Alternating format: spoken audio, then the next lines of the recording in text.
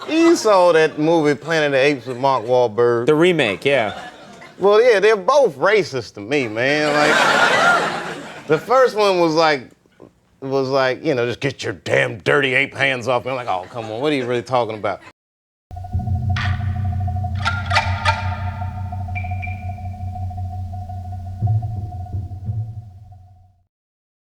Welcome to part 2 of Journey into the Planet of the Apes. If you haven't seen part 1, we suggest you do that. Otherwise, let's get into the movie. It was April 3rd, 1968, and Planet of the Apes was opening to a wide release across the country after it opened at Capitol Theater in New York City on February 8th, 1968. The film's competition was steep, as 2001: A Space Odyssey opened on the same day. Also new to theaters was Burt Lancaster, Shelley Winters, and Telly Savalas in The Scalp Hunters, which scored $2.8 million, and A Dandian Aspic with Lawrence Harvey and Mia Farrow, and was treated by most critics as a James Bond ripoff. What was interesting is that Charlton Heston actually competed against himself 2 weeks after The Planet of the Apes was released. Will Penny was released on April 10th, 1968, which was a Western starring Joan Hackett, Donald Pleasance,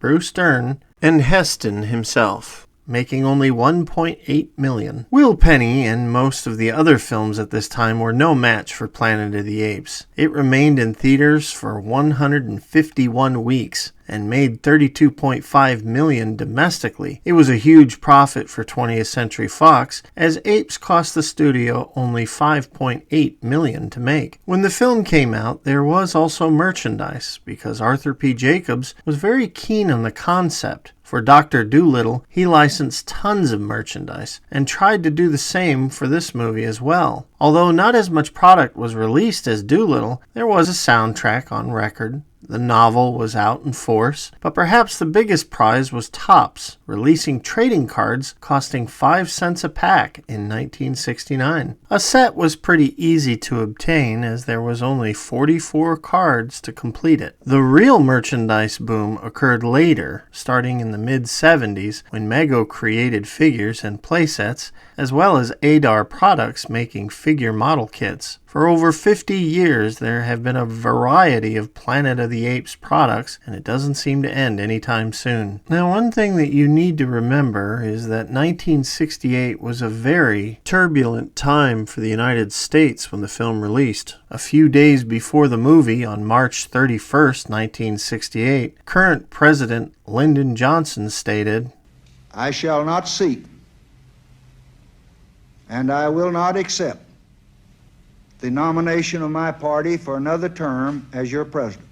The day after Planet of the Apes arrived in theaters, Martin Luther King Jr. was assassinated at the Lorraine Hotel in Memphis, Tennessee on April 4th, 1968. Vietnam was in full swing, and society was vocal about it. On April 6th, in Oakland, California, there was a shootout between the Black Panthers and police, resulting in the death of 17-year-old Bobby Hutton. The women's liberation movement was in full swing as well, and on June 3rd, a radical feminist named Valerie Salonis would shoot Andy Warhol at his New York City studio. Robert F. Kennedy was assassinated on June 5th, 1968 at the Ambassador Hotel in Los Angeles. All this occurred within 32 days of Planet of the Apes' initial release. It was a difficult time where people didn't know who or what to believe in, and Apes was relevant to that period because amidst all the death and war, it matched the message the film was preaching against. Like Star Wars in 1977, Apes came out at a perfect time in history for its subtext to be understood. When the film was released, I wasn't even alive, and usually I like to time capsule a film's release by a personal reflection, so I asked my father where he was during its debut. When Apes came out, he could not see it in theaters upon release because he was serving as a specialist, which was an E6 in the United States Army, in Fatima, Okinawa. Usually, on overseas assignments, one would not see new movies until way after their initial release. My dad would inevitably see the film on television as opposed to the cinema. The film was a totally different concept to my dad. He was entertained by the film, but in his words, it didn't stick with him, as the films he enjoys are like Dr. Zhivago, Lawrence of Arabia, and Perish with Troy Donahue. To fit the times of the film's release, Taylor is like most in the audience. He is cynical due to the things he has seen of mankind recently. He expresses it in his opening monologue and will continue to show his contempt and desire to get away from mankind. After his introduction, the film passes to the opening credits, which has stars passing by in a sleepy blur to suggest the passage of time. Though their beards and their fingernails should be longer than we see, the crew awakes to discover that the fourth crewman, Mary Ann Stewart, has died in her sleep. Their mission has basically failed due to her death. The film makes no qualms about what their mission was either. And with our lovely Lieutenant Stewart dead,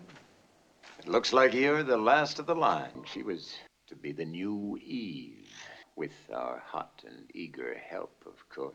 With this information, they were to colonize a planet, and I always thought it was odd there was only one woman and 3 men. After the ship crashes, you can see a continuity error where the ship hatch is already open in the shot. After the scene, you see Dodge blowing the hatch after the fact. From the moment the water comes in the ship to the men making it to ground, the 3 astronauts are fleshed out as individuals thoroughly. The first astronaut, and perhaps the best of all of them, is Dodge, who is no nonsense, impartial, and very scientific. Thomas Dodge was played by Jeff Burton, and the thing to remember is that 3 years ago, before making this movie, segregated restrooms had just ended in America, and race relations were still a hot issue. The filmmakers made the conscious choice to say that the 4 best people on Earth qualified for the space mission in this movie was a man of color, a woman, and 2 white guys. This premise itself says a lot about the filmmaker's views and the way the character is depicted. And like the diversity in the classic Star Trek show, it was way ahead of its time. Dodge is very pragmatic and doesn't waste time. While Landon and Taylor are fidgeting below, he has already checked the atmosphere, blows the hatch, and sets up the raft. While Landon is musing over the ship sinking, Dodge is ignoring such things and taking readings of the planet. When they get on land, he is already opening his pack and gathering equipment. He doesn't take part in the time conversation, nor does he let it affect him. Rather, he lets them do the talking. You can note that Dodge mainly comments on scientific things like, "How long is a day?" That's a good question. When Taylor says they should go a certain direction, Dodge inquires about the logic. Let's go. Which direction? That way. Any particular reason? None at all. Even when his captain is riding Landon, watch how Dodge reacts. Even if you could get back, they'd think you were something that fell out of a tree. Oh, Taylor, quit riding him. When Taylor doesn't quit, Dodge walks away because he has no time for nonsense. Chalk up another victory for the human spirit. Even Landon offers this take on Dodge. He'd walk naked into a live volcano if he thought he could learn something that no other man knew. Now, there was deleted scenes of Dodge fidgeting with some of his gear and, in some takes, Taylor helping him. However, this didn't make it into the film. You can see this same equipment on the ground after the wild humans pillaged their stuff. Then there is John Landon, who is the image of excellence and ambition, and yet has traces of sentimentality. He is the one looking back at the ship sinking. Going.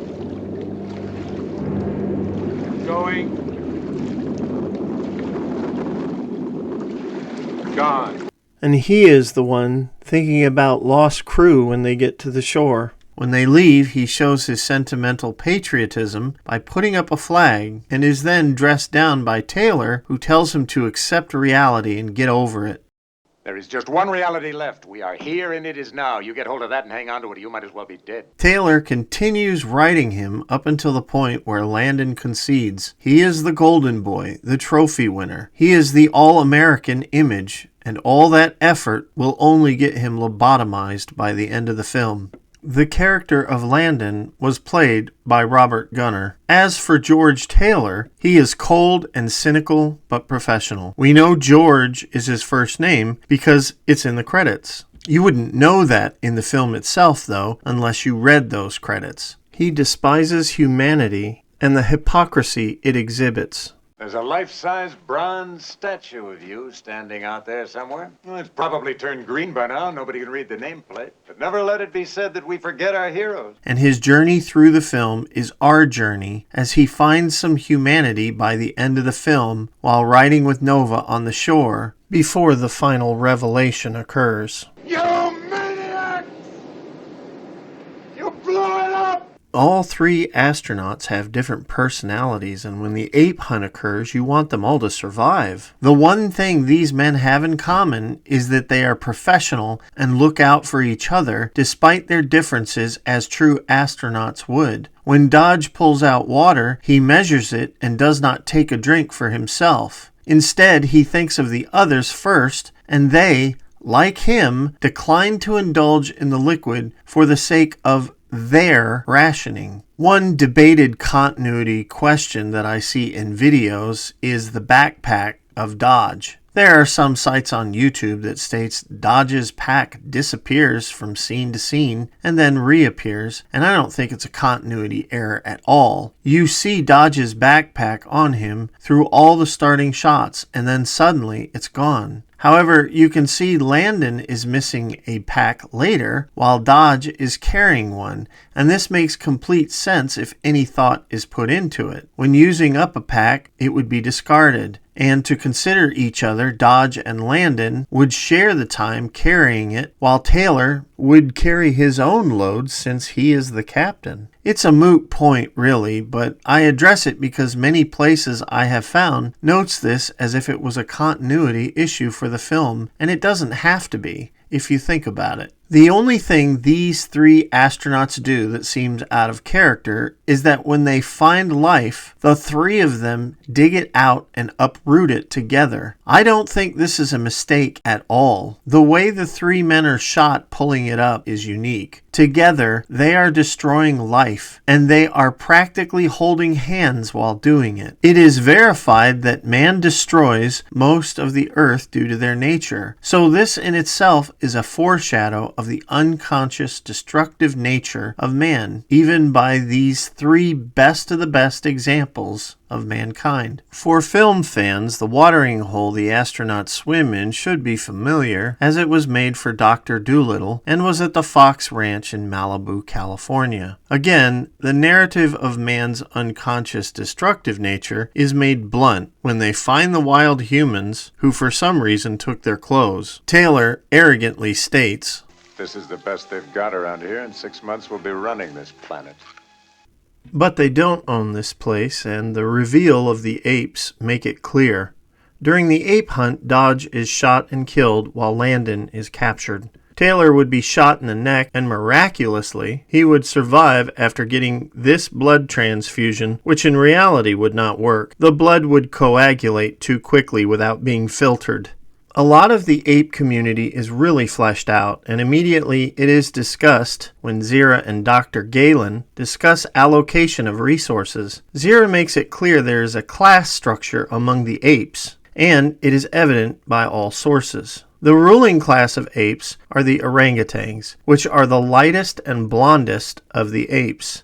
The gorillas and chimpanzees are seen as a lower class. And Zira infers some of this right up front. You know how he looks down his nose at chimpanzees. But the quota system's been abolished. You made it, why can't I? This was not by accident, because the filmmakers wanted to pound their disgust of racism and exploitation of minorities into every person that saw the film. If you don't believe my take on this, let me just throw some quotes out there beyond the ones I've already mentioned in the first video. This is a satirical comment on our times. It has something to say about our society, something to say about the cynicism of men today who choose to exploit others. The apes were afraid of humans because they were different, whereas this is half of our problem in the world today. We're antagonistic and we're aggressive because we don't understand those who are different. The wonderfully iconic Sammy Davis Jr., who was persecuted in the 60s for the crime of marrying a white woman, said this: "Planet of the Apes was the best film about black-white relations I have ever seen." Let's not forget Charlton Heston, who was a champion for civil rights and was with Martin Luther King Jr. the day he gave his great speech. My poor little children will one day live in a nation where they will not be judged by the color of their skin, but by the content of their character. I have a dream today. Planet of the Apes was made with purposeful undertones to fight the exploitation of others, and this is fact and easy to verify. And Dave Chappelle, who is a loved comedian of mine and is worth supporting, should have at least studied this film a little closer before trying to mock it jokingly or denouncing it by labeling it into a category that it clearly does not deserve. Moving on. The apes knowing English should be a tell that Taylor is on Earth, yet if I was in Taylor's situation, I suppose I would be less worried about where I was and more worried on how I would get out of ape society. All other issues would be an afterthought, so I can suspend disbelief on this one. Now, Zaius is a great antagonist in this film because he is right. Man and their history represent a great danger to his society. He already knows that man destroyed this world, and keeping ape society in the dark will ensure the status quo continues. Zaius is often investigating Taylor and watching him nervously, and even Zira comments on this in a quick line. Hey, watch out. Here comes number one. Something's bothering him. He's been prying around the lab for the last 2 days. Taylor is analogous to a nuclear bomb of awareness, to a culture that Zaius is trying to protect. He is bad with good intentions for his kind, and it's interesting to explore his views. After seeing the warning signs of Taylor's attempt to communicate, Zaius wants to contain Taylor's potential by ordering him to be castrated so he cannot reproduce. The vet's going to geld him. Dr. Zira won't like it. She wants that pair to mate. These orders come from Dr. Zaius himself. There's nothing she can do about it. Zira's fascination with Taylor is a nuisance to Zaius, and when Cornelius gets involved, who has discovered human artifacts, it gets worse. Thus, the only way to deal with Taylor eventually is to discredit the two in a trial, so they will have no respectability and Taylor can be dealt with without opposing views. This leads into the characters of Cornelius and Zira. She is a true believer in science and an independent thinker. She only cares about truth, while Cornelius is aware and cautious of the politics in their world. Their discussion shows this. The existence of someone like Taylor might prove it. Zira, do you want to get my head chopped off? Don't be foolish. If it's true, they'll have to accept it. When Taylor first escapes, he does so on pure instinct and survival. He leaves Nova without a single thought and goes right in a city rather than the tree line beside the building. Thus, he is acting like an animal, and it shows further loss of his humanity. During the first escape scene, there was a deleted scene where he tried to hide in the water by a statue of the lawgiver, but it was cut due to length. Now, something I never knew until recent research was that Dodge was stuffed because he was considered an oddity by the apes. In this commentary from the DVD, it states quite matter-of-factly that there are no dark-skinned humans in the ape world. This suggests that something wiped out the minorities, and who or what is responsible is up for you to deduce. I don't really subscribe to this take because I take the sequels into account. However, if there was never a sequel made for this 1968 film, that was the intended take of the creators.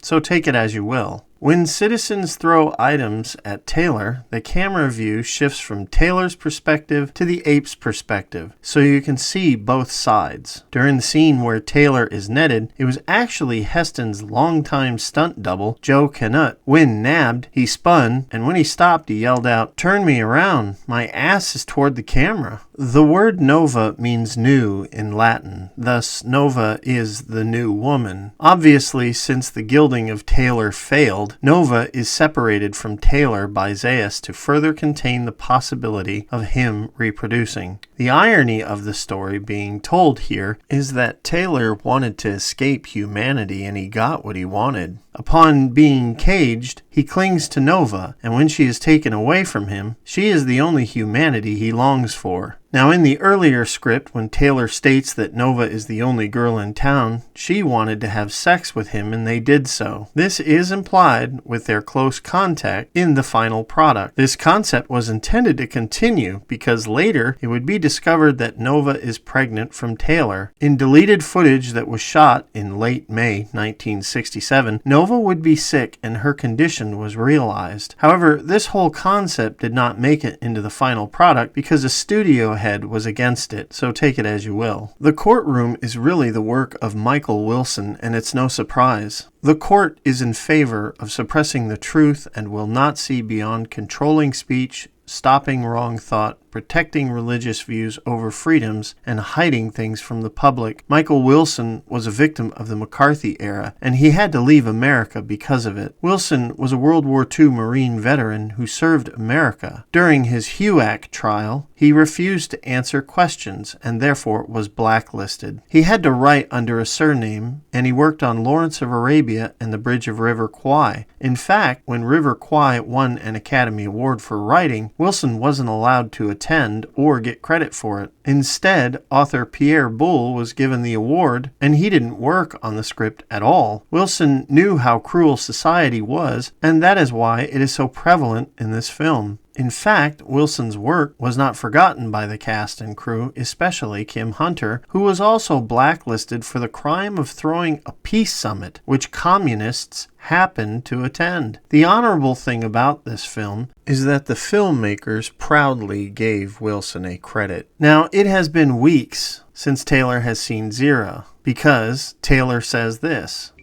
It's been weeks. What happened? Narratively, the roles are now reversed. As Taylor put Landon in his place, it is now Cornelius' turn to put Taylor in his place. Where have you been? Why didn't you come see me? What is this? A hearing. Be clever, be quiet. All right? In this trial, it's less about Taylor and more about destroying the credibility of Zira and Cornelius by making them out to be charlatans.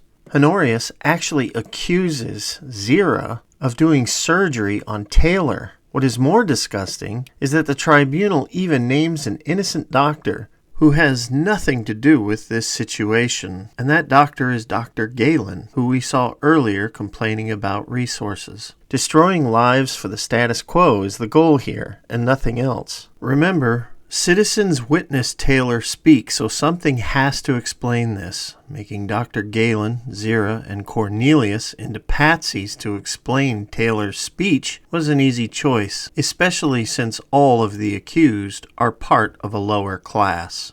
Cornelius tries his best to restrain Zira's passion for truth, but in the end she is too strong a female to be contained. Remember, the goal here is to discredit both of them, and later in the trial, Cornelius finally speaks up, and Zaius actually knows he's got them. At that point, you can see him refraining the tribunal of speaking so Cornelius can walk right into his trap.